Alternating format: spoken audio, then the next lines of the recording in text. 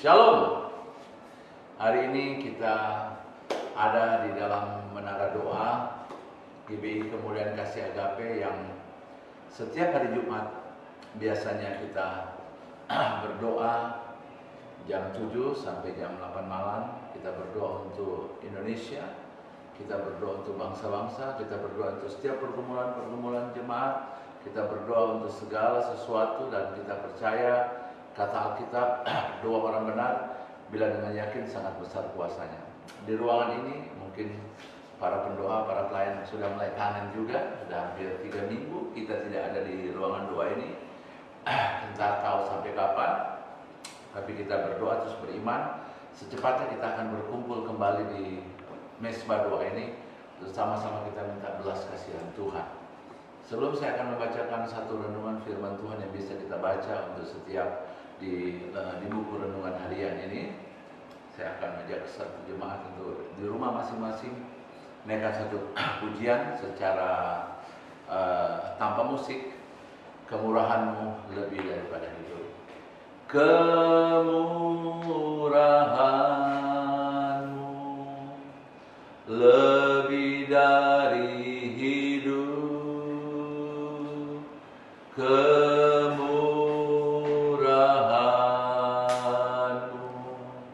lebih dari hidup, bahwa lidahku memuji Engkau.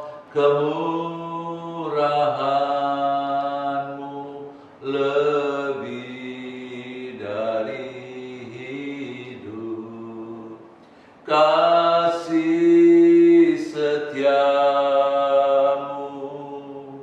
lebih dari hidup, kasih setiamu lebih dari hidup, bahwa lidahku memuji Engkau. Kasih setiamu lebih dari hidup.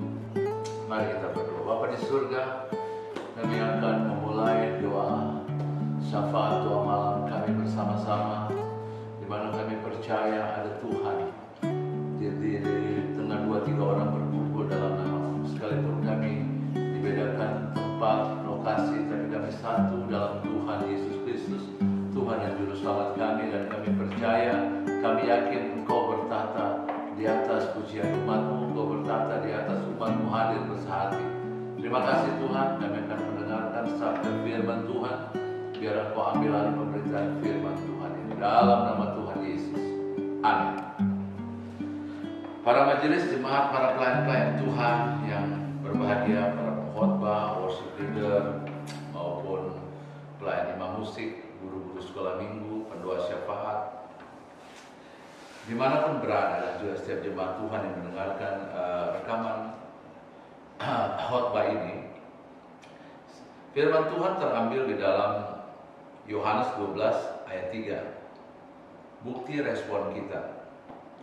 Lalu Maria mengambil setengah liter minyak narwastu murni yang mahal sekali, lalu meminyaki kaki Yesus dan menyekanya dengan rambutnya, dan bau semerbak minyak itu memenuhi seluruh rumah itu.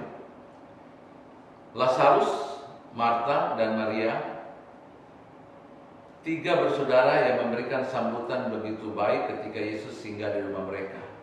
Marta melayani Yesus dengan menyediakan makanan, Lazarus menemani Yesus makan, dan Maria menunjukkan responnya dengan tindakan yang mengejutkan, menuangkan minyak narwastu murni yang mahal harganya untuk meminyaki kaki Yesus serta menyekanya dengan rambutnya. Tindakan Maria itu menimbulkan kritik pedas dari Yudas Iskariot. Yudas merespon tindakan Maria itu berdasarkan untung rugi. Yudas merasa akan lebih baik jika minyak itu dijual dan hasilnya diberikan kepada orang miskin. Pemikiran itulah yang membuat Yudas berkata kalau tindakan Marta itu sebagai suatu pemborosan. Namun Yesus tahu apa yang sesungguhnya ada dalam hati Yudas. Berbagai respon yang muncul lewat perkataan yang kita sesungguhnya menunjukkan seperti apakah isi hati kita. Respon kita kepada Yesus yang akan tampak jelas dari cara kita bertindak dan bersikap. Apakah kita berespon seperti Maria dengan tulus menunjukkan tindakan kasih tanpa memperhitungkan untung ruginya, atau kita seperti Yudas yang selalu memikirkan untung rugi ketika memberikan sesuatu pada Tuhan? Apakah kita merasa iri hati dan begitu kesal ketika kita melihat seseorang dipakai Tuhan dalam pelayanan?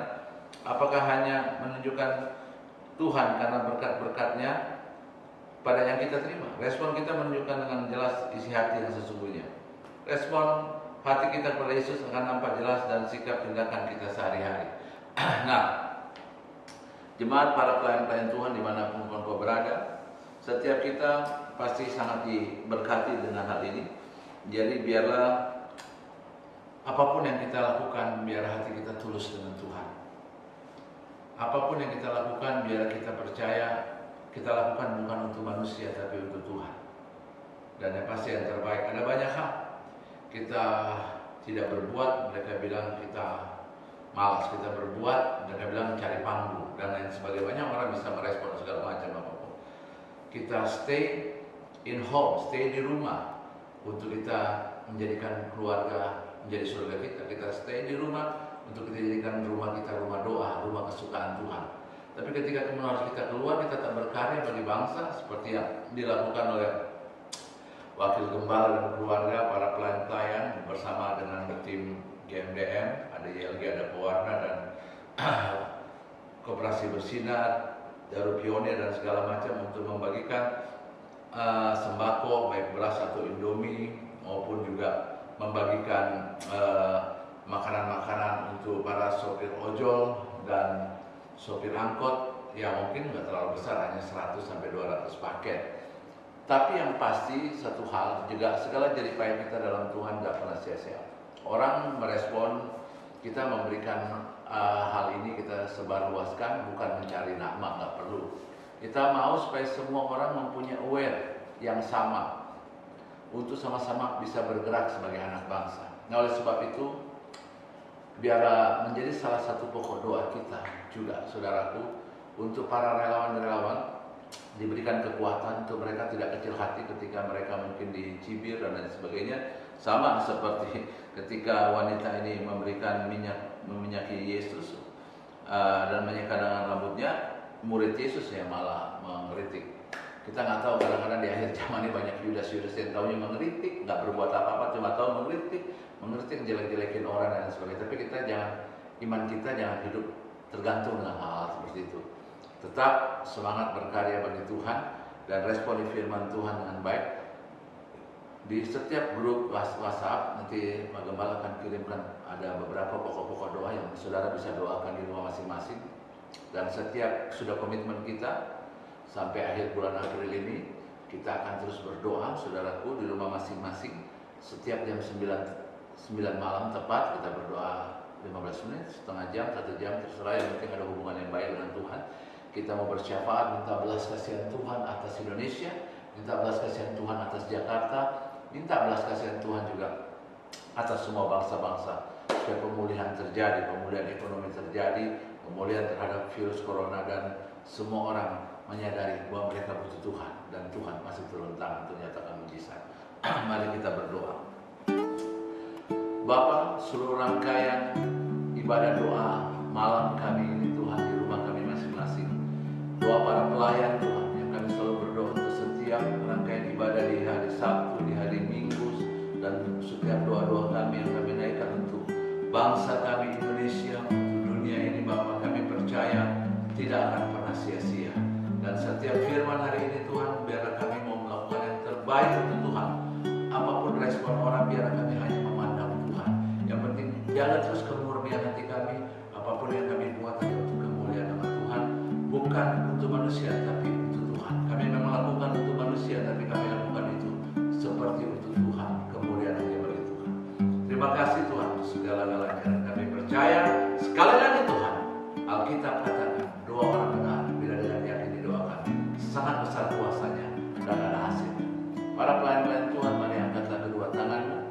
Dimanapun kau berada, terimalah berkat Tuhan. Tuhan Yesus menyinari engkau dengan wajahnya, mendatangi engkau dan memberi engkau kasih karunia dan berkat.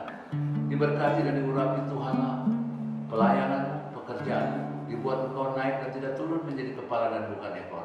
Segala rancangan Tuhan yang penuh damai sejahtera dalam nama Tuhan Yesus terjadi melimpah atas hidup kita semua saat ini sampai selama-lamanya. Berkat Allah Bapa, Allah Anak, Allah Roh Kudus mengalir dengan limpah. Haleluya.